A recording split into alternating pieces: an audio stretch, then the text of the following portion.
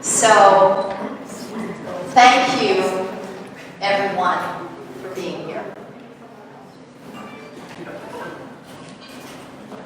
I have this speech and I have to apologize because I didn't memorize it. Why that matters to me is because I like to speak at you, my eyes to yours. So let's see what happens. Making good wine comes from vines that have been distressed. In France, it is said that the vintners purposely walk around and throw gravel at the grapevines that are thriving, pushing that gravel into the soil, giving that vine a chance to toil and become exquisite with grapes that make the most special wine. It's an interesting metaphor that parallels other ideas. Pressure being needed to polish rock into a diamond. Without enough fight, a caterpillar in its chrysalis can't become a butterfly. And even conflict with it, great real relationships can be made. Synthesized nicely, it's been said, contrast is the mother of clarity. Bikram yoga is like that. It's like the teachers with our dialogue are throwing gravel at you to push into your soil, helping you refine and rub up against that which you are not and that which you are, blossoming the lotus out of the mud. It's been 17 years as a community and almost 22 since I started this yoga, and not a day has gone by that I haven't witnessed this transformation from mud to lotus in countless people throughout the years, especially all of you. I don't take any of it for granted, and I thank the Lord for eyes that see and a heart that stays humble, enabling for more of our self-realization. My start in yoga was in 1998 after 4 long years of watching my young mom die of Alzheimer's. Dreadful. The feeling of loss was overwhelming, stirring up strange emotions of abandonment, loneliness, guilt, shame, anger, confusion, uncertainty. And these emotions roll off my tongue because I still experience them now, but with much less intensity. Bikram yoga gave me the gravel needed to prune these emotions and behaviors off of me, just enough to acknowledge their wisdom, but only if I disengage from their power over me. So instead, what I could start to look at and know was myself. Thus the real question arose, who am I? And my journey began. My decision was made to open a yoga studio soon after I started yoga. There was a calling in me happening that is hard to explain as I look back. This book, The Call by Os Guinness, states that a call has to have a caller, and this call becomes the center or compass of your life to which you have a responsibility. In fall 2001, I went to teacher training, knowing I was going to leave my plush corporate restaurant life and open a yoga studio combining my skills and now my passion to this call. With my teaching certificate and drawings in hand, I went to Bikram for his approval as it required back in those days. My good faith handshake with Bikram sealed my dream, as I now had both the privilege and an obligation to carry out this yoga in the way in which it was taught to me, using a scripted dialogue in 90 minutes in a hot and humid room with carpets and lights on. That was how it was then, and that's how it is now. I didn't buy Bikram's behavior or anyone's behavior. In fact, I didn't buy anything other than the training of this lineage that came through Bikram and other various places, including his guru, and his guru's guru, and his guru's guru, and so on. The more I do yoga, the more fascinated I am by it. We can all use it, but to have it is elusive. Its mightiness is evident when we surrender to its power in recreating the self. It loves to show us our true nature and will support us when we are authentic, open, and honest. Yet it won't comply if we attempt to control, own, or abuse what it is. At times, I wonder if the Me Too movement was as a result of the millions of people doing yoga, getting exactly what we ask for in our practice, Truth.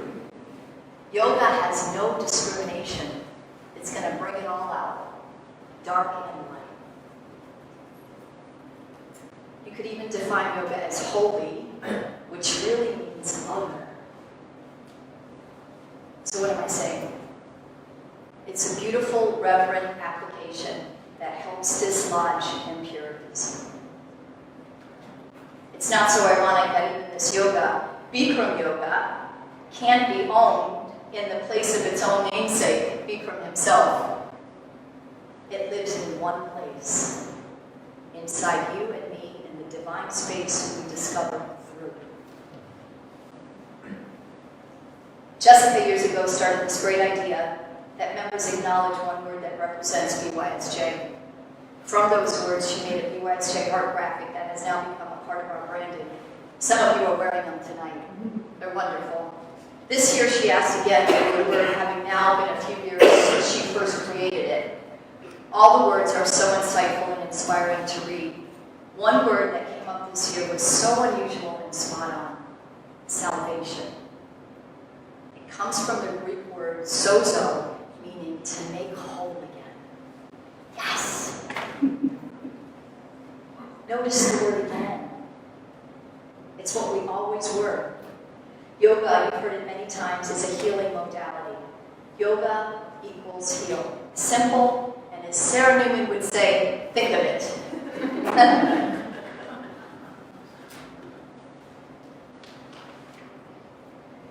For 17 years, BYSJ has met you where you are at, providing you with the tools and an atmosphere to sozo, make whole again. We've done so alongside each other, confronting our own demons while in a bubble of warmth, love, and support. Our inclusivity sheds differences, and with respect to privacy, we can comfortably struggle to address behaviors that the mirror in front of us won't tolerate. Yoga will fix you if you practice with frequency, intensity, and consistency. And BYSJ will be your rock of stability only with its lack of judgment, kindness, and true interest in your well-being. One of the major reasons we are so successful as a community is because we neither condemn nor praise, giving you the freedom and security to do your work. And what we do celebrate is your progress on your path. BYSJ harvests righteousness because it stands on those same principles it started 17 years ago. To change it into anything else disengages us from the call which this came to be and denies the testimony of thousands, not hundreds, thousands of who have healed from this yoga and this community since January 2003. So here we are. BYSJ 3.0. Having started in a 900 square foot yoga room, exploding at the seams, trying to fit 60 people in each class, to moving to the Taj Mahal of studios of 7,000 square feet, to moving here in a glorious yoga studio with the most perfect yoga room in all the world. It's true. Yes, it's smaller, but what we lost in size, we gained in quality. What we gave up in size, we made up in longevity, signing a 10-year lease.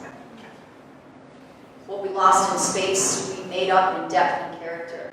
You, as a community, have walked this path with me, at many points being financially unstable, losing a friend and a manager to brain cancer, succumbing to so much drama with the Bikram allegations, and the stress of changing into a new home yet again. So I say one more time, here we are. It's pretty big. I don't see bricks and mortar, drama or fear, lack or uncertainty, ego or even pretty things. I see love, passion, gratitude, honor, excellence, fellowship, and belonging. I also see your strength. It's not just me that has had to stand up to adversity. It's all of you, and perhaps having to justify why you continue to practice this yoga. Perhaps even why you continue to practice here. years in a while. Your allegiance to this yoga is the support beam to which BYSJ leans on. Your perseverance to something that improves humanity outshines the confusion and contradiction about this practice. If there was ever a time for you to stand strong, it's in this momentous hour. Dare I say that you, the body that makes BYSJ, can help right wrongs by showing up on your mat and doing your practice. This yoga works. I'm so grateful for the trust that you have in me, that this year I'm turning it around. And I'm so grateful for the trust that I have